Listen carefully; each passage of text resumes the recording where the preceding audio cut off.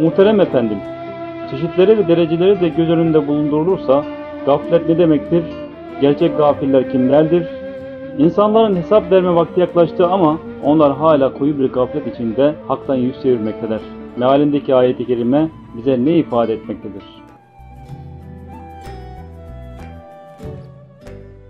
Gafletin Hazreti Pir'in ifadesiyle dereceleri vardır. Yani Allah'tan gaflet, Kur'an-ı Kerim bunu da ifade buyuruyor. Allah'tan gafildirler onlar diyor. Ahireti anlattığı bir yerde fezlekede bakıyoruz. O meseleden gafildirler deniyor. Evet, din ve diyanet derince işte ondan da gafildirler. Orada ihterabet linnâs hesâbuhum ve hum fî gafletin mu'ridûn. Ve hum fî gafletin mu'ridûn. Onlar gaflet içinde ondan yüz çevirmişler demektir. Şimdi bir yönüyle o dünyanın ömrü açısından meseleye bakacak olursanız kıyamet yaklaştı zaten. Orada tefsirlerde de o mesele yapılıyor. Bir belaattaki espriye bağlı meseleye yaklaşılacak olursa vuku muhakkak olan şeyler mazı kipiyle ifade edilir böyle. İhterabeti saatü ve enşakkal kamerde olduğu gibi yani.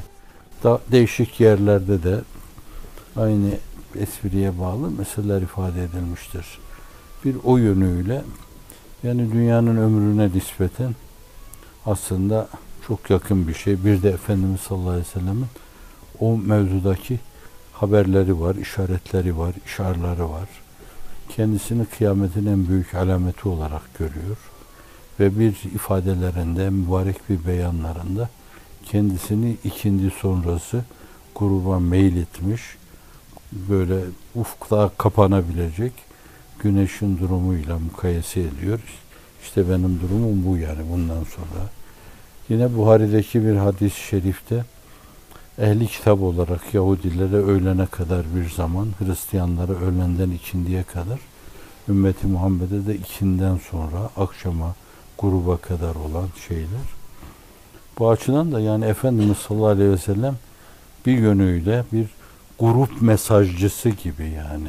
Kıyamet geldi, çattı. Yani artık o son mesajcı, ondan sonra mesajcı yok.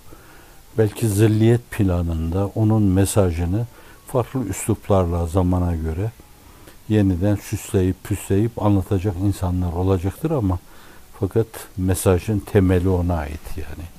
Dolayısıyla o bir kıyamet alametidir Efendimiz sallallahu aleyhi ve sellem. Bir meseleye bu zaviyeden bakmak lazım. Yani kıyamet burnlarının dibinde. Onlar uzak görseler bile, 100 sene deseler, 200 sene deseler bile ne olacak bu? Fiziki alemlerin ömrü açısından 100 sene, 200 sene, 300 sene, 400 sene ne ifade eder ki bu? Bir de vuku muhakkak olduğundan bu mutlaka gelip çatacak. Bir de o zaviyeden meseleye bakmak lazım. Bir de kıyameti hakiki manasıyla değil de terebeti saatu, o saat, o belli saat. Aynı zamanda o müşriklerin esas, keferevi fecerenin başına gelebilecek özel kıyamet, hususi kıyamet. Mesela diyelim ki bir işte Bedir'de tepelerinden bir darbe yemeleri meselesi. Hatta Uhud'a bile ben hiçbir zaman mutlak ve hezimet nazarıyla bakmadığımdan dolayı orada sadece bazı kimselerin orada bir ayak kayması, bir sürçmeye maruz kalmalarında Efendimiz sallallahu aleyhi ve sellem kendine ait fonksiyonu eda edip hezimeti zafere çevirme meselesi var yani orada. Onlar yine bir yere kadar kovaladı Efendimiz o mecruh insanlarla. Bu açıdan hem Bedir'de böyle bir şeye maruz kaldılar, hem Uhud'da maruz kaldılar, hem Hendek'te Allah Celle Celaluhu tepelerine rüzgarı indirdi. Melaike-i kiramın haykırışlarıyla bozguna uğradılar. Ciddi bir kuvve-i maneviye kırılması, bir psikolojik mağlubiyet yaşadılar böyle. Bu onların kıyametiydi. Yani her hezimette adeta bir kıyamet yaşadılar. Huneyn'e derseniz orada da onlar ayrı bir kıyamet yaşadılar. Bir kıyamet yaşadılar. Fakat onlar Cenab-ı Hakk'ın bu mevzudaki icraatını göremiyorlardı. Yani o büyük kıyamet. O büyük son onun yanı başında o büyük sonu hatırlatabilecek böyle. Zamanın belli dilimlerinde onların başlarına gelecek o büyük sonu hatırlatacak sonlar var yani. Bedir onlar için bir sondu. Uhud'da bir sondu. Hendek'te bir sondu. Ve Mekke fethi onların tepesine binerek onlar için öyle bir sondu ki bir daha onların değerlenip toparlanması, bellerini doğrultması mümkün değildi. Bu daha sonra Ceziretül Arab için de aynı şey oldu. Daha sonra Sasanilere karşı, Roma İmparatorluğu'na karşı da aynı şey oldu. Onların kıyametleri oldu. Bu açıdan da yani kıyamet deyince, saat deyince herkesin saat zamanın bir dilimi demektir. İşte o saatin esas ibresinin böyle hangi en ağır hareket eden ibresi yani jeolojik devirler itibariyle hani milyon senede bir kere hareket eden ibresi filan o kıyameti gösteriyor. Fakat onun berisinde yine hareket eden ibreler var. Günü gösteren, Hazreti Üstad da işaret ediyor buna.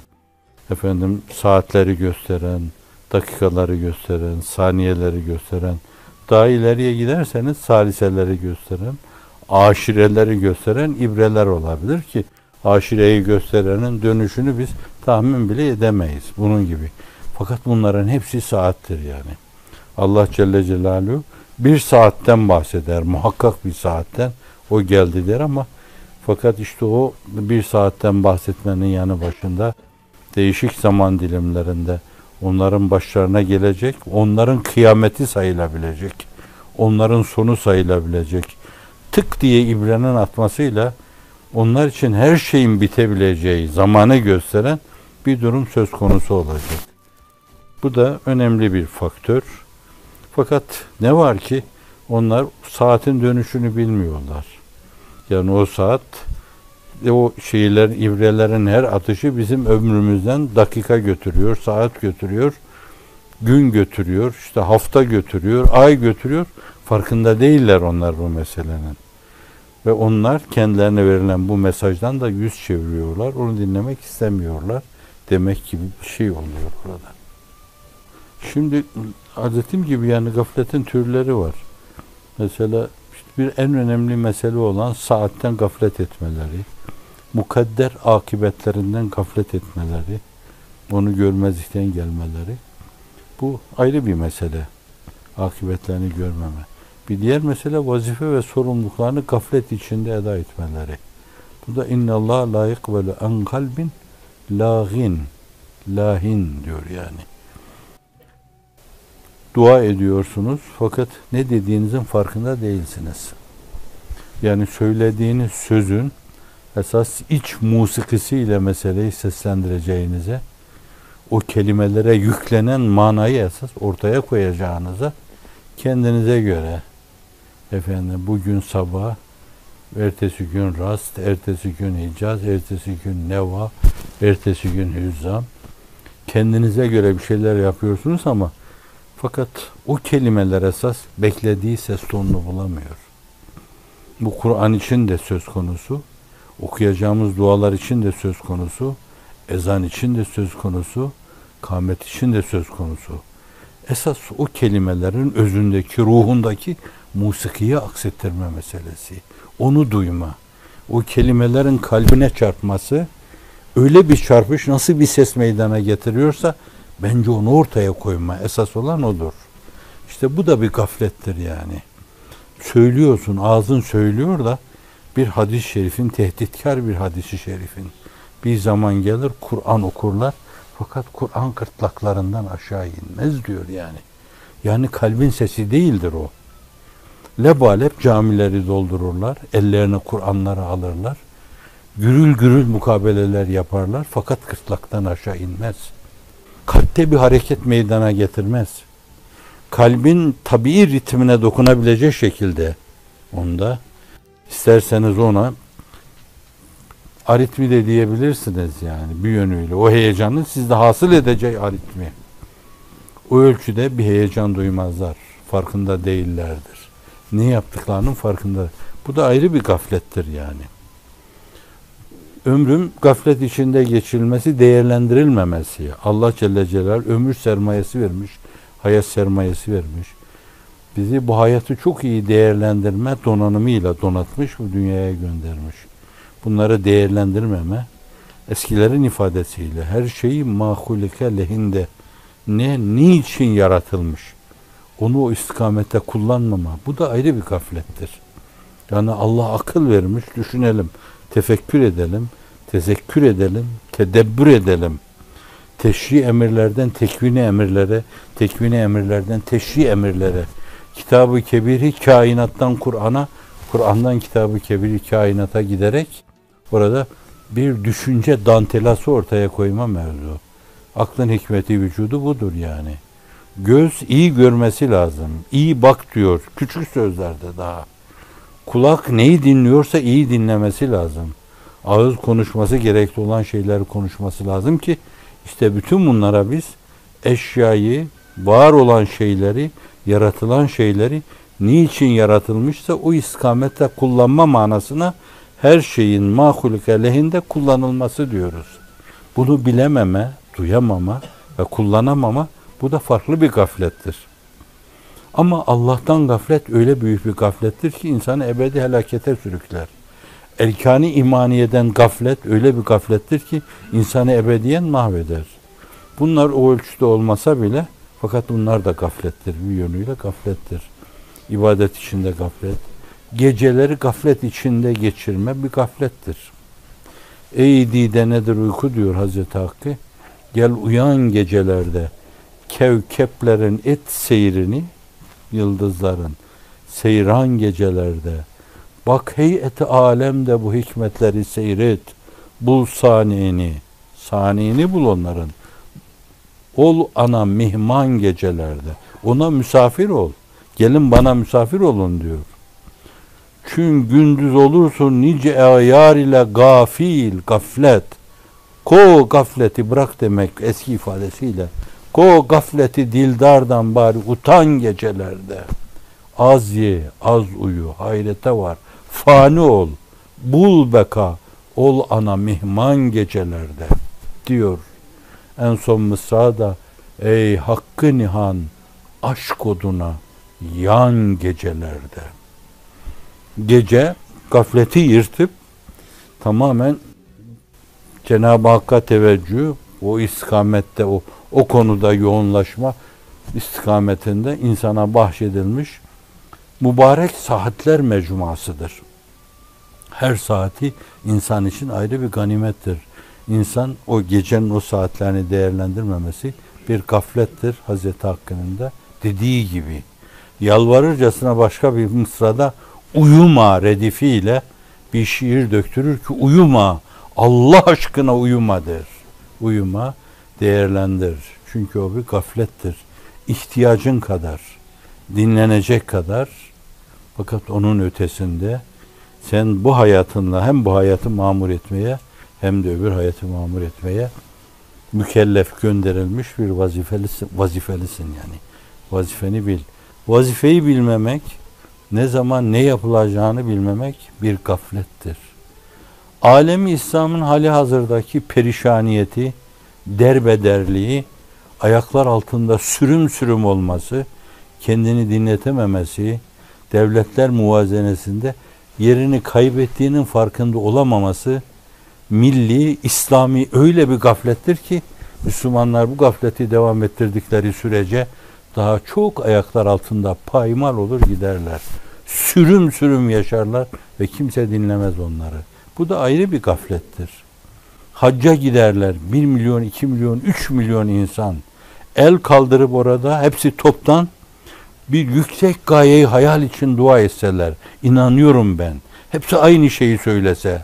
Allah'ım burada hepimizin ya canını al ya İslamiyet'i kurtar deseler.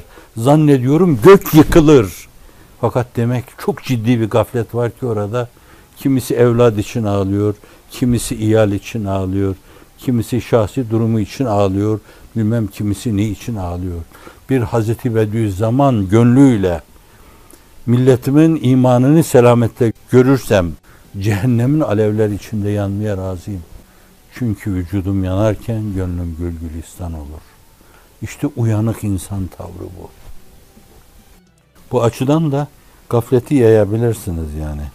Değişik alanlarda değişik tesirleri var. Bu zaviyeden bakınca başkaları hakkında suizanla düşmeyelim. Falan şu işin gafili, filan da bu işin gafili demeyelim de daha ziyade biz neyin gafiliyiz onu araştıralım. Onları izah etmeye bakalım. Bir hekim hazike müracaat edelim. Mesela diyelim ki bende bir tembellik var. Geceleri kalkıp teheccüd namazı kılamıyorum. Seccadeyle hasbihal edemiyorum. Sesimi seccadeden Allah'a duyurma azmi yok, cehdi yok, gayreti yok. Allah aşkına söyle. Bana bir şeyin var mı? Bu mevzuda tavsiyen var mı? Yani herkes kendini düşünmeli. Meseleyi biraz kendine bağlamalı. Böyle yapmazsa şayet başkaları hakkında suizanla düşer. Suizan eder. Bu da gafil, bu da gafil, bu da gafil, bu da gafil, bu da gafil. Bunun aklı da bir şey ermiyor. Bunun da bir derdi davası yok. Bu da mefkuresiz yaşıyor. Gayeyi hayali yok. Her meseleyi kendi enaniyetine bağlamış. Hazreti Pir'in dediği gibi gayeyi hayal olmazsa ya nisyan veya tenase edilse ezhan enelere döner, etrafta gezer. Zihin sadece kendi enaniyeti etrafında, egoizması etrafında, egosantrizması etrafında dönüp duruyor. Ben diye Ramazan davulcusunun sesi gibi sadece ses verip duruyor. Hafizanallah. Esbab da gaflet verebilir bir yönüyle. Sebeplere de insan takılabilir. Hafizanallah. Zat-ı uluhiyeti görmeyebilir. Esbab bir perdedir esas. İzzet ve azamete perdedir ama fakat yerinde insanların bazı şeyleri doğru görmesine, doğru duymasına, doğru yorumlamasına mani de olabilir. Her şey böyle sebep der filan. Zat-ı uluhiyeti mülahazaya alamayabilir. Kalbinin ufkuna yönelmeyebilir. Ruhunun ufkuna yönelmeyebilir. Sebepler der durur. Bir determinist gibi her meseleyi sebepler arasında araştırır durur. Ve bu da çok ciddi bir gaflet içindedir. Hafizanallah. Bunun da şirke yuvarlanma ihtimali vardır. Sebeplerde kusur etmemeli. Onların hakkına riayet etmeli. Fakat Hazreti Müsebbibül Esbab'ın hukukuna riayette de hiç kusur etmemeli. Gençlik ve saat en bariz gaflet unsurudur bunlar. Yani insan gençliğinde yaşlandıkça biraz hani Veca'n Nedir'de iki tevcih var. Birisi peygamberin gelip yani sizin konumunuz her şeyi ve gideceğiniz yeri, hedefini gösterdiği halde fakat Allah Celle Celaluhu onu sizin idrakinizin zaafına tam bırakmıyor. Aynı zamanda bir de nezir gönderiyor. Bir peygamberle de tembihte bulunuyor. Fakat bu nezire verilen manalardan bir tanesi de Veca'n Nedir diyor ya Kur'an-ı Kerim. O da insanın hastalıkları gibi, insanın yaşlanması gibi, saçının başının ağarması gibi, elinin ayağının titremesi gibi, parmaklarının hassasiyetini kaybetmesi gibi. Artık yolculuk var diyor bütün bunlar. Yolculuk var, yarına var ya bir şeyde, bir bestede. Her şey yarına yolculuk var diyor ona. Fakat gençlikte insan güçlü, kuvvetli böyle ölümü çok uzak görüyor. Yani böyle sürpriz bir şey olur belki, bir trafik kazası olur, bir bilmem kanser olur, bir bilmem onulmaz bir derde maruz kalır, bir yerden bir virüs kapar, bir yerde bir ters kurşuna maruz kalır filan. Hani bunlar da uzak ihtimaller. Onun için epey bir zaman var önümüzde daha bizim. Onu düşünmeye gerek yok. İşte bu da bir gaflettir. Saat da bir yönüyle kendisini sağlıklı gördüğünden dolayı ölümü çok uzak görür. Bu da ayrı bir şeydir. Böyle mali imkanların çok olması, rahat aynı zamanda, hayatı rehavet içinde geçirme, Allah çoluksuz çocuksuz etmemeli yani. Vefalı eşten mahrum bırakmamalı, vefalı evlattan mahrum bırakmamalı. Fakat onların gaye hayal haline gelmesi onlar. O cıvıl cıvıl çoluk çocuğun içinde bir insan görmesi gerekli olan şeyleri bazen göremez. O da ayrı bir gaflettir. Hayatın hep onların içinde böyle. İşte el mevtü etivateten vel kabru sundukul emel. ansızın bir gün tepene biner. Hiç farkına varmadan kendini bir çukurda hissedersin. Evet, bunun gibi imkanlar da öyle bir şey olabilir. Hafizanallah. Böyle çok ikbal hırsıyla yanıp tutuşma mevzu, sürekli ikbalden ikbale koşma mevzu, bu da ayrı bir gaflettir. Denebilir ki çok az insandan müstesna siyaset önemli bir gaflet kaynağıdır. O işin içine insan girince o siyaset insanı öyle üzerinde yoğunlaşması gerekli olan şeylerden uzaklaştırır ki unutur gider yani. Sadece mesele seste sözde kalır. Hafizanallah. O da bir gaflettir. Onun için Hazreti Pir, Ebu Bekir, Ömer, Osman, Ali gibi kimseler ancak o işin zirvesinde bulundukları halde aynı zamanda Allah'la irtibatlarını da sağlam götürebilmişlerdi. Onca yalan, onca dolan, onca aldatma, onca ifade, onca birbirine cevap yetiştirmeye çalışma, onca demagoji yapma, onca muhalatalara girme içinde bir insanın gafletten sıyrılabilmesi, saf duygularla Cenab-ı Hakk'a teveccüh etmesi çok zordur. Onun için size yakın duran insanlara ihlas, samimiyet, vefa adına çok dua etmeniz lazım. Allah onları ihlastan, samimiyetten, vefadan ayırmasın. Onlar için ölüm, ihlassızlıktan, samimiyetsizlikten, vefasızlıktan daha evvendir. Allah ihlaslarını alacaklarına, samimiyetlerini alacaklarına, canlarını alsın daha iyidir. Temiz giderler öbür tarafa. Böyle dua etmek lazım. Allah onları takviye etsin. Yanlış şey yapmaz. Bu da bir gaflet kaynağıdır. Hafizanallah. Tuğle emel bir gaflet şeyidir. Bitip tükenme bilmeyen arzular, kazanma hırsı bir gaflettir. Göremez etrafını böyle. İşte her şeye tek boyutlu bir nazarla bakar. Yani değişik alanlarla alakalı çok değişik gaflet türleri vardır. Büyüğün en küçüğüne kadar hepsi gaflettir bunların ve gafletin hepsi de mel'undur. Ve inne le yughanu la kalbi fe estağfiru kulle yemin sevine maratin. Miyete meretin rivayete daha çok sevine yaygın olan şey. Gayn demek de böyle bir buğu gibi bir şeyin gelmesi meselesi demektir. Kalbin değişik mertebeleri var yani. İnsanın tahayyülüyle alakalı yanı var, tasavvuruyla alakalı yanı var, taakkulüyle alakalı yanı var. Kalbi ve dimağı aynı insanın, yani beynini, nöronlarını, korteksini aynı kategoride müteala eden insanlar da var.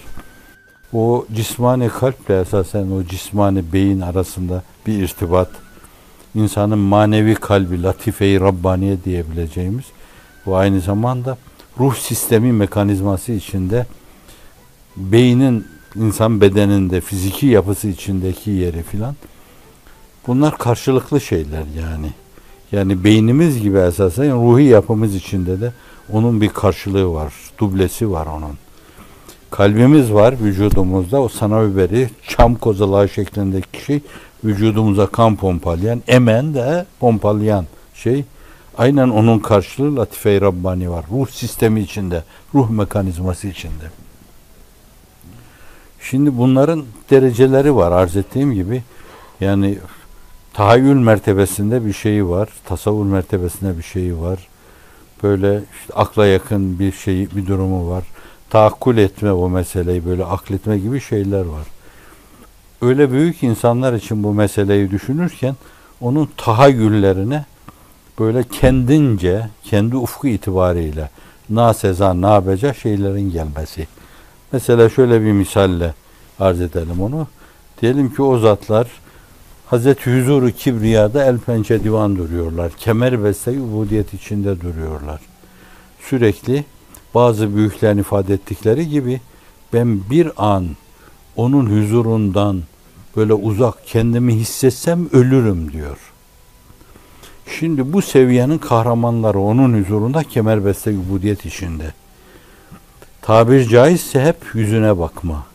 Hep bizim ifademizde beşeri, yetersiz kelimelerle ifade edecek olursak gözünün içine bakma. Onun muradını takip etme mevzu. İşte o mevzuda az bir duraksama olsa, Hatta bu duraksama bir yönüyle yine dini maslahatlar adına, fakat dünya ile alakalı bazı şeylerle alakalı olsa, işte ona Efendimiz sallallahu aleyhi ve sellem gayn der. Zaten gamam demiyor yani. Bir buğu gibi, hafif bir sis gibi bir şey gelince hafif husuf oluyor. Kendine göre onu husuf sayıyor. Yani ayın ve güneşin tutulması gibi bir husuf ve küsuf oluyor. Ve dolayısıyla istiğfarla onu yırtıyor. Yeniden Cenab-ı Hakk'a teveccüh ederek orada bir bakıma kendini yeniliyor. Yine kendini yeniliyor, yine kendini yeniliyor. Böyle demek suretiyle Efendimiz sallallahu aleyhi ve sellem o kendi küçük gayinlerini esas kendi adına zikretmeden yanı başında bizim büyük gayimlerimizi, sislerimizi, dumanlarımızı bize hatırlatarak böyle kafanız, kalbiniz ondan gafil olduğu an hemen Cenab-ı Hakk'a dönün. Elfe elfe estağfirullah min kulli zembin ve etubu ileyk deyin. Bin bin estağfirullah tevbe ediyor ve sana dönüyoruz deyin. Bize bunu hatırlatıyor rehberimiz, muallimimiz. Muhtezai beşeriyet diyor. Ben böyle dediğime göre siz bu ölçüde bir donanımla gönderilmediniz dünyaya. Bu açıdan değişik şeyler gelebilir, aklınıza kafanıza gelebilir diyor. Ve hepimiz bu türlü şeylerle malulüz yani. Biraz evvel sahabeyi göklere çıkarak bahsettik. Onlarla alakalı bir ayet. وَلَقَدْ نَصَرَكُمُ اللّٰهُ بِبَدْرٍ وَاَنْتُمْ اَزِلَّ okuduk. Bu Ali İmran Sure-i Cellesi'nde değil mi? Allah Bedir'de size nusret etti. İşte melekleri gönderdi. Münzelin 3000 tane, müsevvimin 5000 tane gönderdi. Fakat bir de Tevbe suresine gelin. وَلَقَدْ نَصَرَكُمُ اللّٰهُ فِي مَوَاطِنَ كَثِيرَةٍ وَيَوْمَ حُنَيْنٍ اِذْ عَجَبَتْكُمْ كَثْرَتُكُمْ فَلَمْ تُونَ عَنْكُمْ شَيْئًا وَضَاقَتْ عَلَيْكُمُ الْأَرْضُ بِمَا رَحُبَتْ. Tevbe suresinde 2 defa bir fert planında Kâb bin Malik'e alakalı, bir de toplum planında ve zâkat aleykumul ardu bima rahubet. Arz ferah feza olmasına rağmen onlara dar gelmeye başladı, sıkıştı. 2 ayakları Türkçemizde bir kap içine girdi orada diyor. Ne diyor orada yani? Onlar Mekke'yi fethetmişler. Biz onları kendi kıssaslarımız, kriterlerimiz içinde ele almayalım. O ordu gürül gürül gülüyor böyle. Benzetmek olmasın. Böyle kösüyle, defiyle, dömbeleğiyle, davuluyla, zurnasıyla mehter yürür gibi yürüyor. İhtimal bazılarının içinden, hususiyle gençlerin içinden, yeni iltihak edenlerin içinden Kur'an-ı Kerim diyor. Evet. Ve lekad nesarakumullahu fi mevatine kesiretin. Allah çok yerlerde size yardım etti. Kasem olsun size yardım etti. Ve lekad nesarakumullahu fi mevatine kesiretin ve yevme Huneyn. Huneyn'de de size yardım etti. Hani hatırlayın. Üzkuru ahdellezi demek manasına geliyor. İz acebetkum kesretukum. Çokluğunuz oradaki donanımınız, mekanize sisteminiz, gücünüz, kuvvetiniz içinizde hissi vücut meydana getirdi. Bir şey demediniz. Biz dağları yararız böyle. Dünyanın şeklini, mahiyetini değiştiririz. Fakat işlerinden geçti. Sonra Allah Celle Celaluhu bozgun yarattı orada. 2 ayağınız bir kapının içine girdi. Koskocaman yer, erdi felat. Hani nasıl Hazreti Üstad diyor bir yerde, şeylerde, ardul felati me'al adai fincanun semmül hiyati me'al ahbabi meydanun. Düşman karşısında ardi felat onlar için 2 ayağın bir kap içine girmesi gibi bir hal oldu. Fakat meziyetleri vardı, güzellikleri vardı. فَلَمْ تُونَ عَنْكُمْ شَيْئًا. Hiçbir şey işinize yaramadı sizinle. وَذَاقَتْ عَلَيْكُمْ لَرْضُ مَرَابَتْ ثُمَّ وَلَّيْتُمْ مُدْبِرِينَ. Sonra tabana kuvvet. Bir bozgun yaşadınız ki Allah orada esas bozgunu rüyasında bile görmeyen birisinin sergileyecek kahramanlığı gösterecekti. Hazreti Abbas diyor, atını tutuyordum ben. Artık tutmaya da gücüm yetmez oldu diyor. Atını mahmuzla diyor, ileriye sürdü. Ben Allah'ın Resulüyüm, yalan yok. Ben Abdülmuttalib'in torunuyum, yalan yok. O bozgun yaşayan askeri canlandırdı yeniden. Bakın, yani sizin yaptığınız şey o. Gücünüz de o, kuvvetiniz de o. İşte bir insanın her şeyi değiştirmesi, alt üst etmesi, hezimeti o yönüyle zafere çevirmesi meselesi, bir de ona bakın. İş kimin elinde cereyan ediyor? Sümme enzelallahu sekinete ve ala Resulü ve alel müminin. Allah Resuluna ve müminler orada sekine indirdi diyor orada. Anladılar onlar, o meselenin farkına vardılar. İhtimal Cenab-ı Hakk'a teveccüh ettiler, istiğfarda bulundular. Bu açıdan da bakın, bir iç beğenme olabilir. Kendinizi, yani bu işi çok iyi bir çevirdim. Ekonomik bir işin başındasınızdır. Azıcık içinizden geçer ki, yani belki maşallah da dersiniz. Yani ben de biliyorum yani bu işi yani. Hatta bir şey söylendiği zaman kendisine, canım benim gibisine de söylenmez. Risalelerde var yani. Ben bu işin tedbirini daha iyi bilirim diyor. Diyor ki emsaline nispeten öyle bir geriye kaldı ki o. O şefkat tokatları içinde anlatıyor oradan.